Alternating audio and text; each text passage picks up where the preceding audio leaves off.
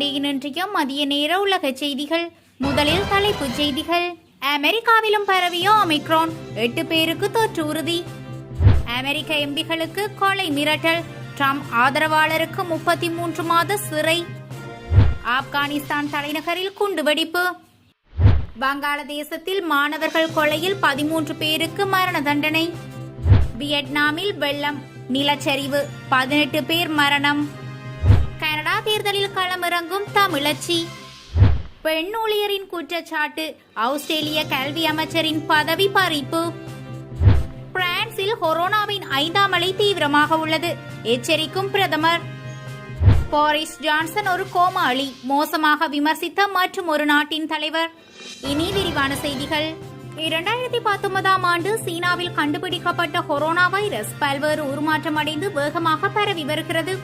ஏற்கனவே delta, beta, gamma போன்ற பல வகைகளில் கொரோனா வைரஸ் உருமாற்றம் அடைந்துள்ளது. இதற்கிடையில் தற்போது கொரோனா வைரஸ் மேலும் உருமாற்றம் அடைந்து ஒமிக்ரான் என பெயரிடப்பட்டுள்ள இந்த புதிய வைரஸ் தென்னாப்பிரிக்காவில் முதலாக கண்டறியப்பட்டது. பிற வைரஸ்களுடன் ஒப்பிடும் போது ஒமிக்ரான் வைரஸ் அதிவேகமாக பரவக்கூடும் என உலக சுகாதார அமைப்பு எச்சரிக்கை விடுத்துள்ளது.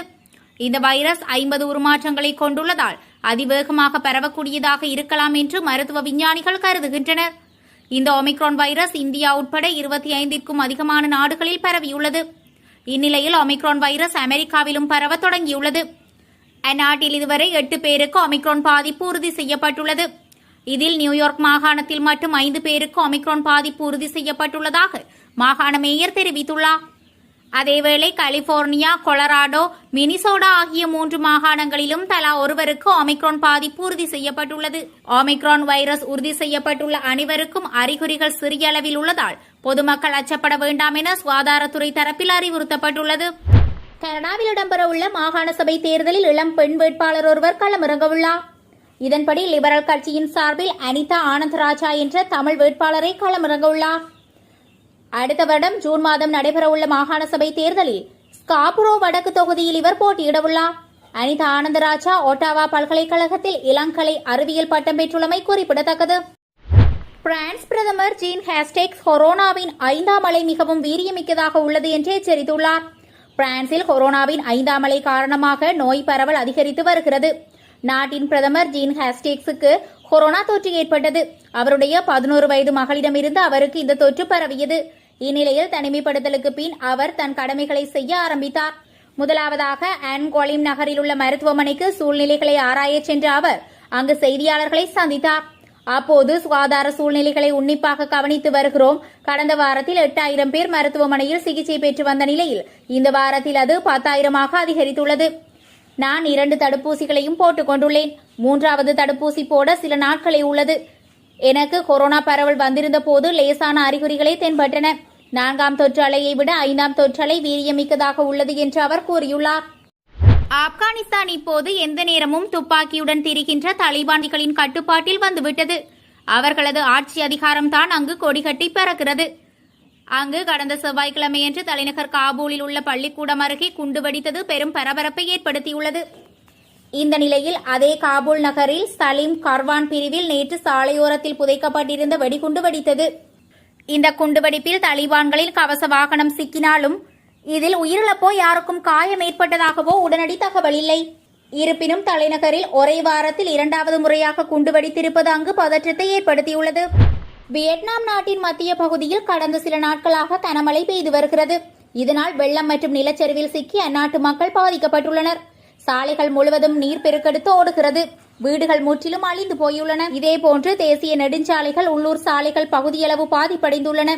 போக்குவரத்து தடை செய்யப்பட்டுள்ளது. வெள்ளம் பாதித்த பகுதியில் இருந்து மக்கள் மீட்கப்பட்டு வருகின்றனர். மேலும் இந்த வெள்ளத்தில் 18 பேர் மாயமாகியுள்ளனர். இவர்களில் பலர் இறந்திருக்கலாம் என்றும் அஞ்சப்படுகிறது. இதுவரை பெய்துள்ள மழையில் 780 ஹெக்டேர் பரப்பளவிலான நெற்பயிர்கள் நீரில் மூழ்கியுள்ளன. எனினும் காபி தோட்டத்தில் ஏற்பட்ட பாதிப்புகள் பற்றி எதுவும் வெளியிடப்படவில்லை. கடந்த ஆண்டு புயலால் ஏற்பட்ட வெள்ளம் மற்றும் நிலச்சரிவில் சிக்கி 378 பேர் பலியானார்கள். முன்னாள் பெண் ஊழியர் ஒருவர் அளித்த குற்றச்சாட்டின் பேரில் ஆஸ்திரேலிய கல்வி அமைச்சர் பதவி விலக அந்நாட்டு பிரதமர் ஸ்காட் மோரிசன் உத்தரவிட்டார். ஆஸ்திரேலிய நாடாளுமன்றத்தில் 3இல் 2 பங்கு பெண்கள் பாலியல் துன்புறுத்தலுக்கு ஆளாவதாக ஓரிரு நாட்களுக்கு முன்பு தகவல் வெளியானது. இந்நிலையில் 2017இல் அமைச்சர் அலன் டட்ஜுடன் ஹோட்டல் அறையில் தங்கியிருந்த போது அவர் தன்னை இடுப்பிலட்டி உதைத்ததாக முன்னாள் ஊழியர் சர்ஷேல் மில்லர் என்பவர் புகார் அளித்த நிலையில் இது தொடர்பாக விசாரணையை எதிர்கொள்ளும் வகையில் அமைச்சரவை தற்காலிகமாக பதவி விலக பிரதமர் அறிவுறுத்தியுள்ளார். இதை நாடாளுமன்றத்தில் தெரிவித்த பிரதமர் ஸ்காட் மோரிசன் தனது அறிவுறுத்தலை அலன் டச் ஏற்றுக்கொண்டதாகவும் அறிவித்தார். போரிஸ் ஜான்சன் ஒரு கோமாளி, ஒன்றுக்கும் உதவாதவர் என்று கடுமையாக விமர்சித்துள்ளார் மற்றொரு நாட்டின் தலைவர். அவர் வேறு யாருமல்ல, பிரான்ஸ் ஜனாதிபதி இமானுவேல் மேக்ரோன் தான். சமீபத்தில் சிறு படகு ஒன்று ஆங்கில கால்வாயில் கவிழ்ந்து அதில் பயணித்த 27 புலம்பெயர்வோர் உயிரிழந்த நேரத்தில் மேக்ரோன் பிரித்தானிய பிரதமர் போரிஸ் ஜான்சனை தொலைபேசியில் அழைத்து அது தொடர்பாக பேசிக் கொண்டிருந்திருக்கிறார். ஆனால் அப்போதே போரிஸ் மேக்ரோனுக்கு எழுதப்பட்ட ஒரு கடிதத்தை ட்விட்டரில் பதிவேற்றம் செய்திருக்கிறார். அதில் இரு நாடுகளின் போலீசாரும் இணைந்து ரோந்து செல்லுதல், பிரான்சில் இருந்து ஆங்கில கால்வாயை கடந்து பிரித்தானியாவுக்குள் கால் வைப்பவர்களை உடனடியாக மீண்டும் பிரான்சுக்கே திருப்பி அனுப்பும் வகையில் ஒரு ஒப்பந்தம் செய்தல் முதலான விடயங்கள் குறிப்பிடப்பட்டுள்ளன. ஆனால் அந்த கடிதம் குறித்து மேக்ரோன் அறிந்திருக்கவில்லை. அப்படி ஒரு கடிதத்தை போரிஸ் வெளியிட்டது தெரியாமலேயே அவர் போரிஸ் ஜான்சனுடன் தொலைபேசியில் பேசிக் கொண்டிருந்திருக்கிறார். அப்படி மேக்ரோன் தொலைபேசியில் போரிஸ் ஜான்சனுடன் பேசிக் கொண்டிருக்கும் போதே அவரது உதவியாளர்கள் இப்படி ஒரு கடிதத்தை போரிஸ் ட்விட்டரில் வெளியிட்டிருக்கும் விடயத்தை அவரிடம் கூறியிருக்கிறார்கள். ஆத்திரமடைந்த மேக்ரோன் அப்போதுதான் தன் உதவியாளர்களிடம் இப்படி போரிஸ் ஜான்சனை குறித்து விமர்சித்திருக்கிறார். என்னிடம் அவர் நன்றாக பேசுகிறார், மிகவும் பணிவாக பேசுகிறார். வளர்ந்தவர்களைப் போல இருவரும் பேசிக் கொண்டிருக்கிறோம். ஆனால் அப்படி பேசுவதற்கு முன்போ அல்லது பேசியதற்கு பின்போ இப்படி ஏதாவது செய்து விடுகிறார். இதே கோமாளித்தனம் தொடர்கிறது என பொறிந்து தள்ளியிருக்கிறார் மேக்ரோன். பிரித்தானியா ஒரு சிறந்த நாடு, ஆனால் அதன் தலைவர் ஒரு கோமாளியாக இருக்கிறார் என பிரெக்சிட் தொடங்கி சமீபத்திய போரிஸ் ஜான்சனின் ட்விட்டர் கடிதம் வரை வரிசையாக வைத்து வார்த்தைகளால் கடுமையாக சாடியிருக்கிறார் மேக்ரோன். அமெரிக்காவின் நியூ சேம்ஷியர் மாகாணத்தை சேர்ந்தவர் டைலர் வினிகர். இவர் முன்னாள் ஜனாதிபதி டிரம்பின் தீவிர ஆதரவாளர் என தெரிகிறது. இவர் கடந்த ஆண்டு டிசம்பர் மாதம் அமெரிக்க ஜனாதிபதியாக இருந்த டிரம்புக்கு ஆதரவு தெரிவித்து அவர் பின்னால் நிற்காவிட்டால் உங்களை தூக்கில் தொங்க விடுவேன் என்று அந்த நாட்டின் 6 எம்பிக்களுக்கு கொலை மிரட்டல் விடுத்தார். இது தொடர்பாக அவர் பேசியதை பதிவு செய்து அந்த எம்பிக்கள் அலுவலகங்களில் கொண்டு போய் போட்டுவிட்டார். இது தொடர்பாக புகாரின் பேரில் அமெரிக்க கேபிட்டல் போலீசார் வழக்கு பதிவு செய்து வினிகரிடம் விசாரணை நடத்துவதற்காக அவர் வீடு தேடி சென்றனர். ஆனால் அவர்களிடம் வினிகர் பேச மறுத்துவிட்டார். அத்துடன் அவர் மறுநாளே குடும்பத்துடன் பிரேசிலுக்கு சிட்டாய் பறந்துவிட்டார். ஆனால் மறுமாதமே அவர் நாடு திரும்பிய போது போலீசாரிடம் அகப்பட்டுக் கொண்டார். அவர் கைது செய்யப்பட்டு சிறையில் அடைக்கப்பட்டார். அவர் மீதான வழக்கு விசாரணை அங்குள்ள கோர்ட்டில் கடந்த ஆகஸ்ட் மாதம் 6ஆம் தேதி நடந்தது. விசாரணையின் போது அவர் தன் மீதான குற்றச்சாட்டை ஒப்புக்கொண்டார். இதையடுத்து அவர் குற்றவாளி என அறிவிக்கப்பட்டார்.